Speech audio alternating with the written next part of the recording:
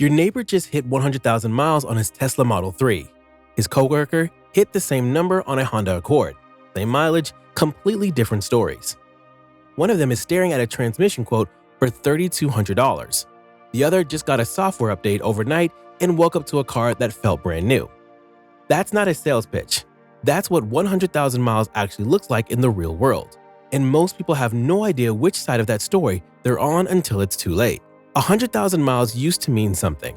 It was the threshold where buyers got nervous, where dealers started hedging, where trade-in values fell off a cliff.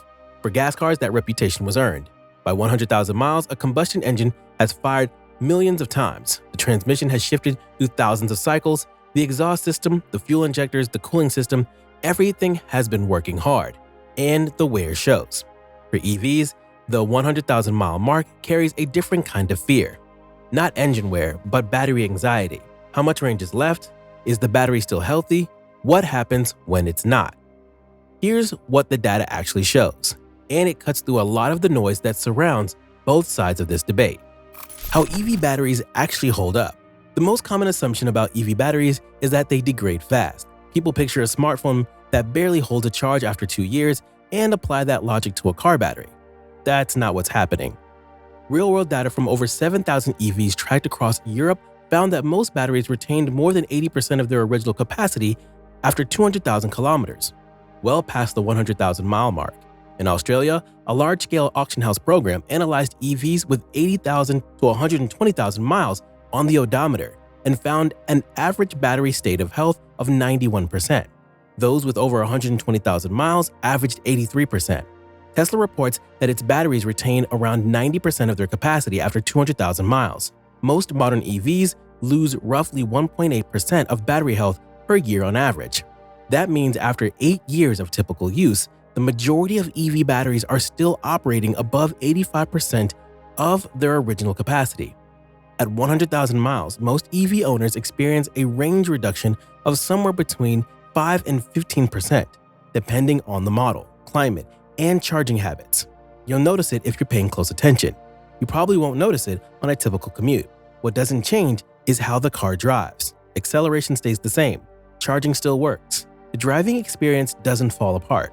Charging performance shows some slowing at very high mileage, particularly on vehicles that have seen heavy fast charging use. DC fast chargers are harder on battery chemistry than slower AC home charging, and owners who've relied on them heavily may see slightly faster degradation. But for the majority of EV drivers who primarily charge at home, the impact is minimal. The battery warranty situation is also worth knowing. Most major manufacturers cover EV batteries for 8 years or 100,000 miles, guaranteeing at least 70% capacity retention during that period. Tesla extends that 8 years and 120,000 to 150,000 miles on certain models. If a battery fails before those thresholds, it's the manufacturer's problem, not yours. The repairs gas cars usually face. Gas vehicles have had over a century to prove themselves, and they've done it.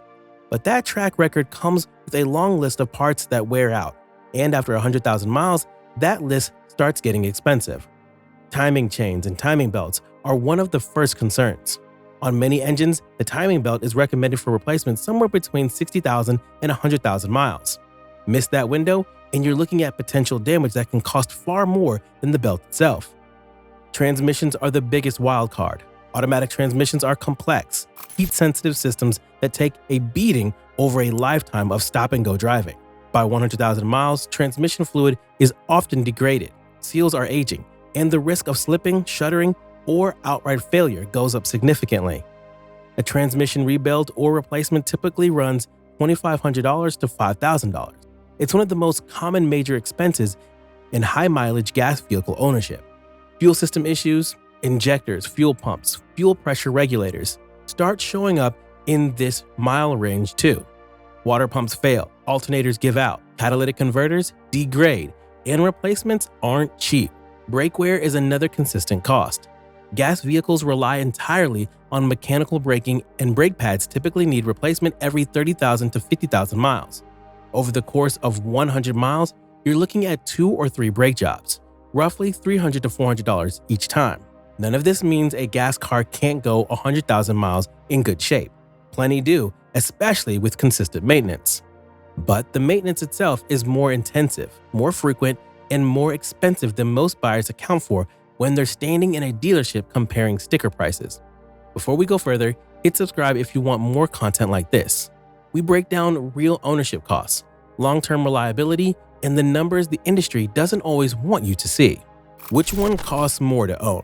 This is where the real numbers matter, and they tend to surprise people who've only looked at the purchase price. Let's run a realistic comparison over 100,000 miles. On fuel alone, a gas car averaging 30 miles per gallon needs roughly 3,333 gallons to cover that distance. At a national average of around $3.30 per gallon, that's approximately $11,000 in fuel. An EV covering the same miles at average electricity costs pays somewhere around $3,500 to $4,500, depending on local rates and charging habits. The fuel savings over 100,000 miles typically lands between $6,000 and $7,500 in favor of the EV. Maintenance costs add another layer. Gas vehicles average around $4,500 over 100,000 miles, when you include oil changes, transmission service, brake jobs, filters, and the routine items that add up. EVs average closer to $3,000 over the same distance. No oil changes, far fewer brake replacements thanks to regenerative braking, and no transmission fluid to swap. That's a maintenance savings of roughly $1,500. Repairs are harder to predict, but the data points in a consistent direction.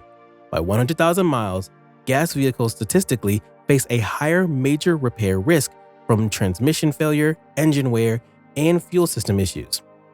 EVs have fewer failure risk components in that mileage range. Insurance runs slightly higher for EVs, typically 10 to 20% more than a comparable gas vehicle, due to higher repair costs and specialized labor required. Over 100,000 miles, that difference might amount to $1,000 to $2,000 depending on the model. When you add it up, the EV typically comes out $5,000 to $8,000 ahead on total operating costs over 100,000 miles, even after accounting for higher insurance premiums. The higher purchase price of most EVs narrows that gap, but for buyers who plan to hold the vehicle long-term, the math tends to favor electric. The reliability surprises nobody expected. Here's where it gets interesting. Early EVs had reliability problems. First-generation Nissan Leafs had battery degradation issues that were genuinely concerning. Early software was buggy. Technology that hadn't been tested at scale showed its limitations in the field. But a consistent pattern in reliability data has emerged over the past few years, and it doesn't match the assumptions most people still carry. Consumer Reports and J.D. Power consistently show that the major failure categories for EVs, battery, motor, drivetrain, are not where the problems are. The issues showing up in EV reliability surveys are primarily in infotainment systems, software, and technology features. These are frustrating, but they're not the kind of problems that leave you stranded or send you a 5-figure repair bill. On the mechanical side, EVs have fewer moving parts, less thermal stress on the powertrain, and simpler drivetrains than gas vehicles. That translates to fewer mechanical failure points at high mileage. Gas vehicles, particularly from brands with strong reliability histories, can be deeply dependable, but they carry more inherent risk at high mileage because there's more that can go wrong. More moving parts, more fluids, more systems that have been cycling for years. What owners say after 100,000 miles. Numbers are useful. Owners are more useful. EV owners who have crossed 100,000 miles consistently report a version of the same experience. The car still feels close to what it felt like when they bought it. Range is slightly reduced. The software is more polished than it was at purchase. The mechanical experience hasn't changed meaningfully. The most common complaint among high-mileage EV owners isn't the battery or the motor, it's the same thing that shows up in the reliability surveys. Infotainment glitches, software quirks, technology features that don't always work the way they were supposed to. Gas vehicle owners at 100,000 miles tell a different kind of story. Many are satisfied with how their gas cars have held up, particularly those driving reliable brands. But a recurring theme is the cost creep, the point where routine maintenance stops being routine and starts overlapping with repairs. The $400 oil service turns into a $1,100 visit when the mechanic finds something else.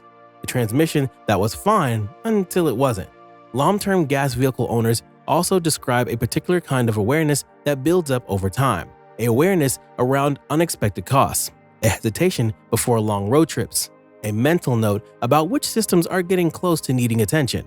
High-mileage EV owners describe something closer to coincidence, not certainty. No car is immune to problems, but a general sense that the car isn't building towards something expensive. That's not an anecdote. It reflects the underlying mechanical reality of both vehicle types. Which one would I choose after 100,000 miles? After reviewing the battery data, maintenance numbers, reliability surveys, and real ownership experiences, I choose an EV. Not because EVs are perfect, they're not. Infotainment issues are real. High insurance is real. The charging infrastructure in some areas still has room to improve. But after 100,000 miles, an EV from a reputable manufacturer is statistically less likely to hit you with a major unexpected repair. The battery almost certainly still has more than 80% of its original capacity. The motor and drivetrain haven't accumulated the wear that a combustion engine and transmission have, and the maintenance costs over that distance have been consistently lower. The fear around EV batteries at high mileage, the $15,000 replacement scenario that gets shared online, doesn't match what the actual data shows from modern EVs from mainstream manufacturers. Battery replacement before 150,000 miles is a low probability event for most owners driving most vehicles. The gas car at 100,000 miles is a known quantity, and what it's known for is that the expensive part of ownership is often just beginning. Here's the real takeaway. After 100,000 miles, both EVs and gas cars have strengths. Gas vehicles have decades of proven reliability and a service infrastructure that exists everywhere. EV technology is improving rapidly, and real-world high-mileage data is consistently better than assumptions. But the idea that EVs fall apart after high mileage, that they become expensive, degraded, and unreliable somewhere past the six-figure odometer reading, doesn't hold up against the evidence. Most modern EVs at 100,000 miles still have strong battery health, lower maintenance costs, and fewer mechanical failure points than a comparable gas vehicle at the same mileage. The long-term picture is more interesting than the narrative most people have absorbed. And for buyers who are going to hold their next car for a decade, that picture deserves a serious look. Drop a comment below. Are you holding an EV or a gas car past 100,000 miles right now?